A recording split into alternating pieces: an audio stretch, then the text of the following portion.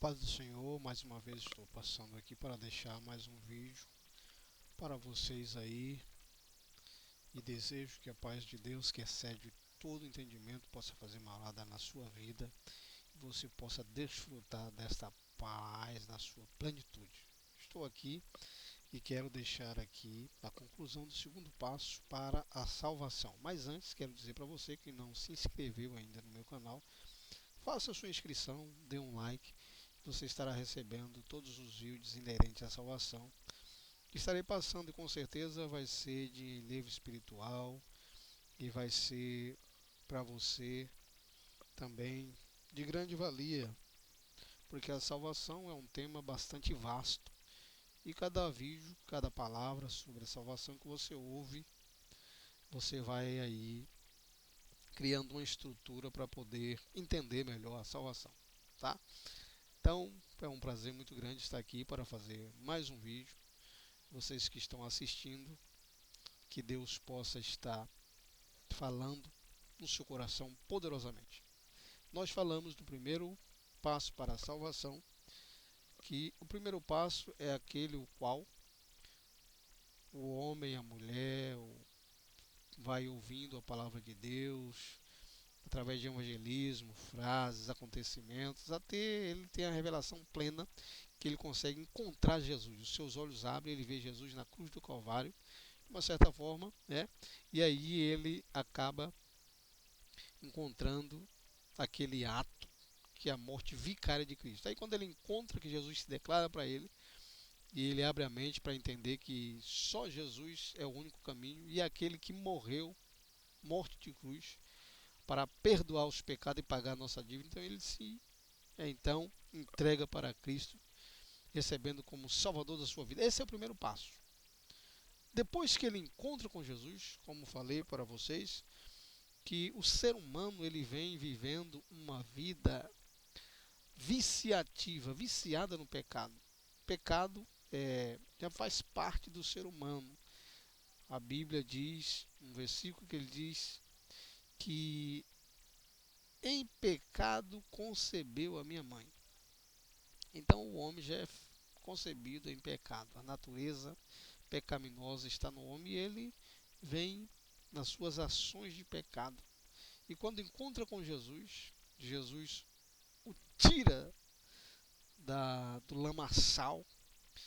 E aí é interessante que eu vou ler um versículo para vocês aqui, vai falar um pouco sobre essa situação que está escrito em 2 Pedro capítulo 2, versículo 20 ao 22, que diz assim a palavra de Deus. 2 Pedro capítulo 2, versículo 22. Vamos lá? Do 20 ao 22, diz assim. 2 Pedro, estou no primeiro 2 Pedro, diz assim a palavra de Deus: porque se depois de terem escapado das corrupções do mundo pelo conhecimento do Senhor e Salvador Jesus Cristo, forem outra vez envolvidos nelas e vencido, tornou-se o seu último estado pior que o primeiro.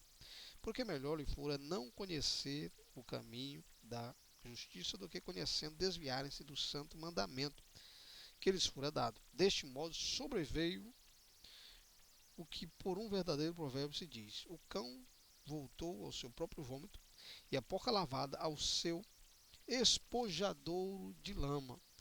E em Hebreus capítulo 6 e versículo 4 diz assim uma coisa interessante. Hebreus capítulo 6, versículo 4 diz assim: ninguém 6 e 4. Porque é impossível que os que já uma vez foram iluminados, provaram o dom celestial e se fizerem participantes do Espírito Santo, provaram da boa palavra de Deus em virtude do século futuro, recaíram outra vez, recaíram depois de todas essas coisas. Está dizendo que é impossível. E provaram a boa palavra de Deus e as virtudes do século futuro e recaíram, seja outra vez renovados para o arrependimento, pois assim quanto a eles de novo crucificam o Filho de Deus e o expõem ao vitupério. Então, o primeiro passo, a pessoa se encontra com Cristo, mas ele vem de uma vida de pecado viciativa. O corpo está viciado, a mente está viciada no pecado. Então essas pessoas, se somente aceitarem a Jesus e não seguirem a sua vida em direção a Deus, se nada for feito, com certeza elas vão retornar ao pecado. Elas vão voltar ao pecado. Por quê? Porque a vida dessas pessoas antes eram essas. Elas estavam no pecado. Eu lembro aqui, nós lembramos dos judeus. Os judeus, eles ofereciam um sacrifício para Deus quando iam no templo, quando retornavam para suas casas, eles voltavam a pecar de novo. E outra vez que apareciam no templo, precisavam trazer mais sacrifícios, porque uma vida de pecado. E aqui, quando fala da porca, se você pega uma porca, lava, dá um banho nela e soltar ela, ela vai de novo voltar para o espojadouro. Assim seríamos nós, se Jesus pagasse a nossa conta e nos deixasse de novo de boa, nós voltaríamos para o pecado. Então Deus, ele precisa entrar em ação para que isso não aconteça, para que não venhamos nós voltarmos a estar mergulhando no pecado. Nós vemos um versículo em Mateus capítulo 11 e nós vamos lendo quando Jesus diz: eu tiro de vós o jugo, tomai sobre vós o meu jugo, que é suave e o meu fardo é leve. Por quê? Porque se Jesus nos encontra com aquele jugo que nos sufoca e com aquele fardo pesado, tira das nossas costas, nos deixa livre, e nós vamos de novo entrar debaixo de outro jugo. Gálatas 5, capítulo 1 diz, Paulo diz aos Gálatas dizendo: para a liberdade com que Cristo vos libertou, e não vos tornei a entrar debaixo do jugo da servidão. Então nós sabemos que o homem está com a mente viciada no pecado. E se Jesus nos der só um banho sem restrições nenhuma, nós vamos de novo entrar no jugo da servidão. Então Jesus, ele tira o jugo do pecado das nossas costas, aquele fardo pesado, e ele diz: agora você está, tomai sobre vós o meu jugo. Eu vou ter que colocar um jugo aí nos seus ombros, no seu pescoço, porque senão você vai entrar debaixo de outro jugo. Então Jesus põe o jugo dele para que nós não venhamos entrar no jugo do pecado novamente. Eu estou aqui fazendo um paralelo, desde o primeiro passo, com o povo no Egito. Quando o povo sai do Egito, nós vemos que a última praga foi a do primogênito, o povo sai do Egito. E aí eles entram no deserto. Se Deus não fizesse alguma coisa na vida daquele povo, a primeira dificuldade que eles encontrassem, eles iriam querer voltar para o Egito. Eles iriam querer retornar, não iriam pensar duas vezes. Então Deus, ele precisou entrar em ação, fazer algo para que aquele povo não retornasse, não tinha mais opção de voltar. O que Deus faz? Quando o povo está saindo ainda alegre e contente, eles chegam em um beco sem saída. Deus colocou aquele povo num beco sem saída. E Faraó se arrependeu de ter libertado o povo e mandou o exército ir atrás. Então atrás estava vindo o exército de Faraó. Na frente, o povo estava num beco sem saída. Olhava para um lado, deserto, para o outro, montanha. E na frente deles estava o Mar Vermelho. E eles ficaram apavorados, porque não tinham como atravessar o mar, porque o mar, pessoas, animais, crianças, idosos, e eles ficaram ali num beco sem saída. Então todos nós sabemos quando Deus fala: Moisés, usa a vara que você tem na mão, toca no mar. Milagrosamente Deus abre o Mar Vermelho e o povo passou em seco. Eles entraram no mar e a madrugada adentro, caminhando no mar. E aí eles amanheceram do outro lado. Deus, ele fecha o mar. E nós vemos que ali foi um marco na vida daquele povo. O povo não poderia mais voltar para o Egito, porque Deus abriu o mar para eles passarem em direção a Canaã. E eles, se eles quisessem voltar para o Egito, tinha o mar. E o mar, só para passar no mar, teria que ser um milagre.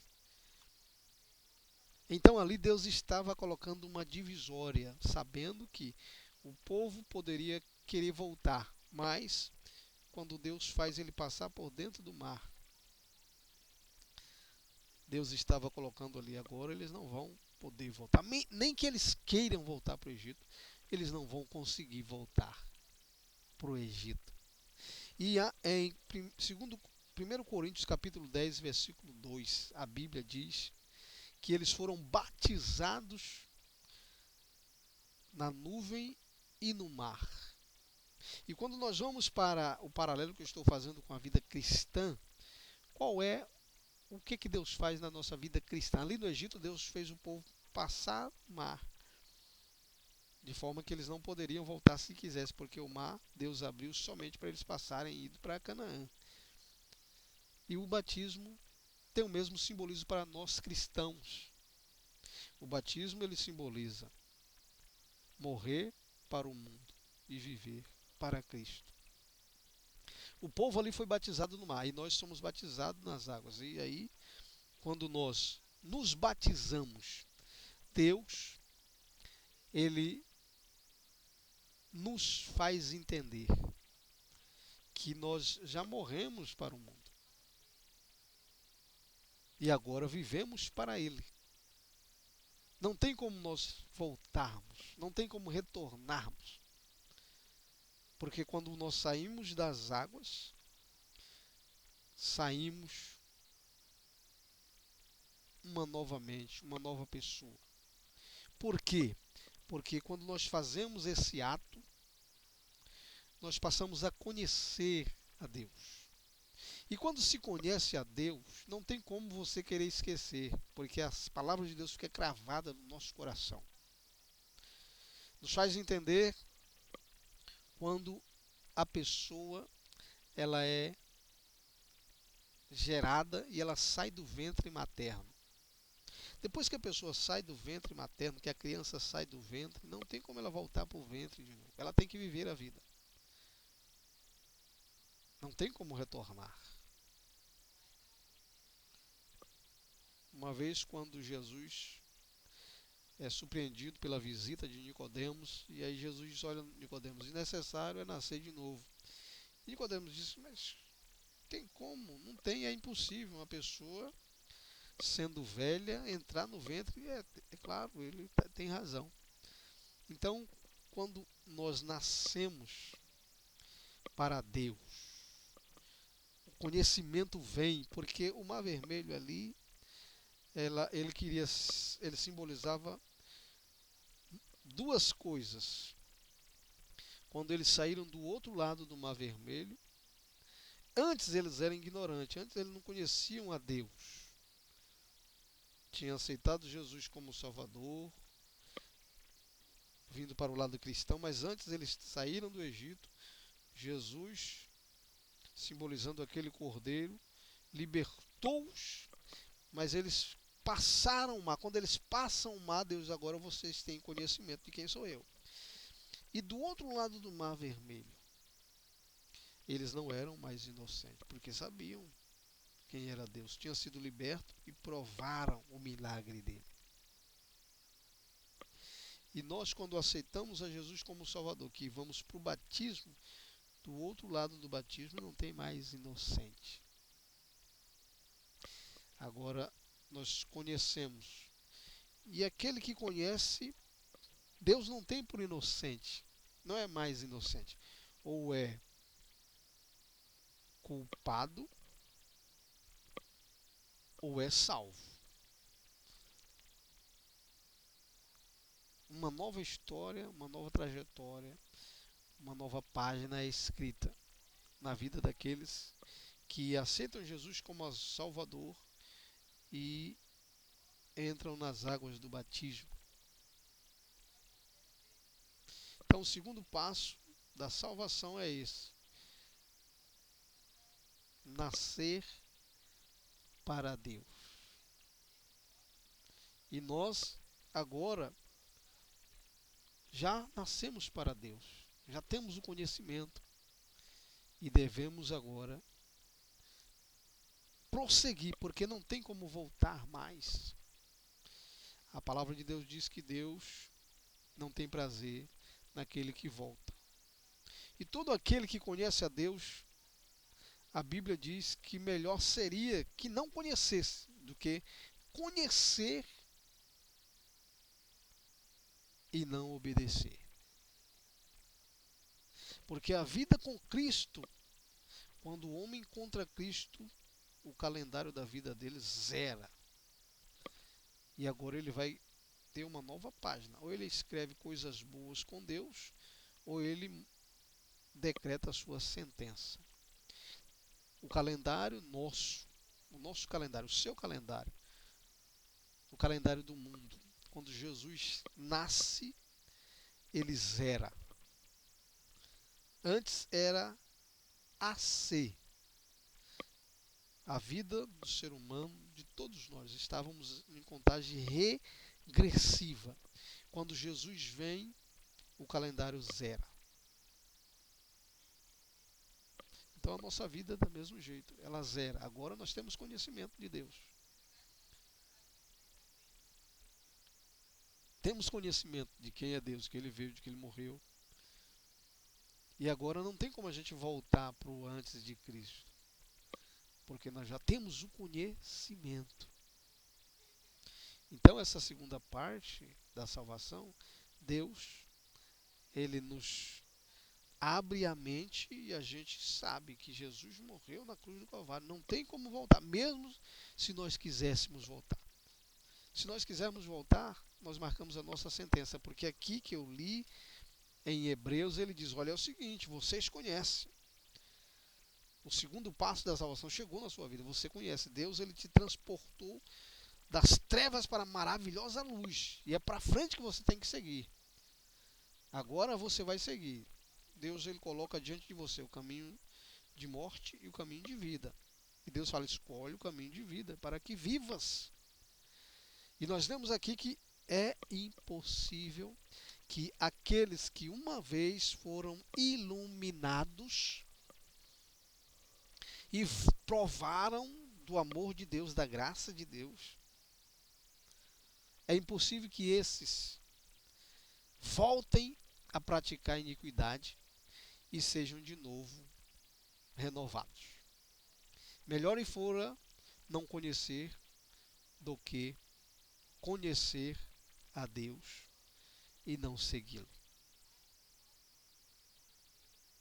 Então, o primeiro passo da salvação você encontra com Cristo. Jesus lhe dá um banho. E ele sabe que se ele não fizer restrições, não fizer um ato milagroso, você vai voltar para o pecado. Então ele pega você e coloca você do outro lado do Mar Vermelho, sabendo que você não pode entrar nada e voltar para o Egito de novo. Existem muitas pessoas que pensam: mas ele aceitou Jesus e está voltando para o Egito. Ele não consegue voltar, porque tem o mar. Ele vai morrer dentro do mar, ou vai parar de insistir de querer voltar para o Egito, porque o caminho é para frente. E aí Jesus disse: olha, a casa é limpa, o demônio é expulso. E se a pessoa não der lugar para Deus, os demônios vão vir. Agora vai vir 7 demônios e entrar na casa. Então, meu querido, você que está olhando para mim, você que encontrou a Deus, você que agora sabe que Jesus morreu na cruz do Calvário por você, é porque Deus lhe iluminou. Deus atravessou você da ignorância para o conhecimento. E Ele fez um milagre na sua vida. Ele se revelou para você. Não tem como voltar mais. caminho é para frente. E eu estou esperando você lá no terceiro passo para a salvação. Deus não tem prazer naquele que volta. Você não consegue voltar mais. O povo que atravessou o Mar Vermelho, eles não conseguiram voltar. Murmuravam, murmuravam, mas Deus falou: você não consegue, porque eu te transportei de lá para cá. O caminho agora é para frente. Porque Deus tem projeto na sua vida. Estarei na próxima minha fala, no terceiro passo para a salvação. Vem comigo. Não retorne, não retroceda, porque você não vai conseguir voltar.